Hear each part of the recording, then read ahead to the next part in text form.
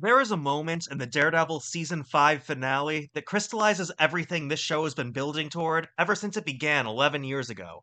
Matt Murdock stands in a courtroom, Wilson Fisk sits in the witness box. No masks, no costumes, no fists.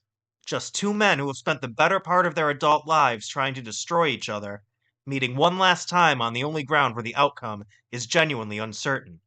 It's a season finale that takes a significant risk, and it earns every moment of it.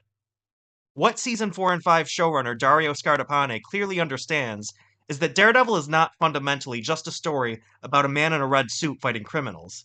It's also a story about the relationship between Matt Murdock and Wilson Fisk, two men defined by their contradictions and bound together by a psychological symbiosis that neither can fully escape. Each one simultaneously the other's greatest adversary and the only person who truly understands him. Charlie Cox and Vincent D'Onofrio have always known this, and this series, now in its fifth season, clearly knows it too. Cox's Daredevil has always been a man so consumed by guilt that he often makes his worst decisions in the sincere belief that he is doing the right thing. The season builds toward a courtroom climax where Daredevil can expose Kingpin publicly at the cost of revealing his own identity, dismantling his rebuilt life and endangering everyone he loves. And D'Onofrio's Kingpin, one of the most fully realized antagonists in the history of superhero television, meets him every step of the way. When Fisk tells Murdock he's willing to go down that road with him, D'Onofrio plays it as a man finally shedding the mask of respectability, the Kingpin, re-emerging from beneath the mare and loving every second of it.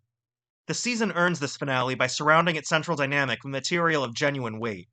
Kingpin's anti-vigilante task force, the systematic targeting of ordinary citizens, the erosion of institutional trust. When random New Yorkers are bundled into vans for no discernible reason, the parallel to the world that we're actually living in right now is impossible to miss. And when we're finally presented with inspiring imagery of citizens taking up arms against the corrupt institutions that have been oppressing them for far too long, it's exactly what our society has been so desperately in need of right now. These parallels are entirely intentional.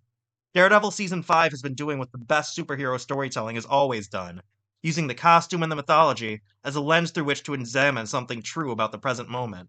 The questions it asks, whether evidence can still matter, what integrity costs, how even the smallest acts of rebellion can mean something, are not comfortable questions, and the show does not offer comfortable answers. On a more visceral level, the action is spectacular. Wilson Bethel's Bullseye returns this season as a fully realized supervillain, masked, monikered, and having more obvious fun in the role than ever before, and everything in his vicinity becomes a potentially lethal weapon. And the choreography around him is inventive, brutal, and precise. The sequences pairing Daredevil with Kristen Ritter's Jessica Jones are equally effective for different reasons. Their dynamic unlocks a lighter register in Matt the show doesn't always allow. A reminder that these characters have history, and that the reunion genuinely felt earned rather than merely nostalgic. By the time both Murdock and Fisk are led away from that courtroom, each having destroyed himself to destroy the other, the show has made its argument completely.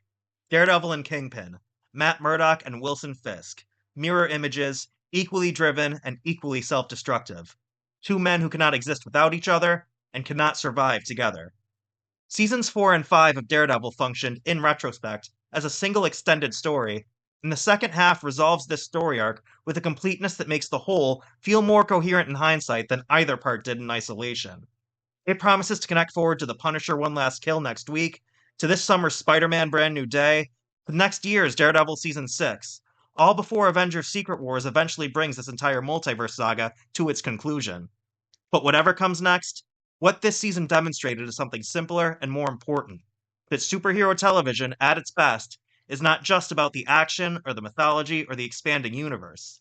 It's about the same things that all great drama is about: identity, guilt, power, and the terrifying ease with which the line between heroism and self destruction can disappear entirely. Matt Murdock has always walked that line, and this season took us on that walk with him beautifully. Daredevil Season 5 is streaming now on Disney Plus. So let me know in the comments, where does Season 5 rank among your favorite Marvel television? And don't forget to subscribe to Fandom Frontline for more deep dives into the stories that shape our fandom, and to catch up with us next week for The Punisher One Last Kill.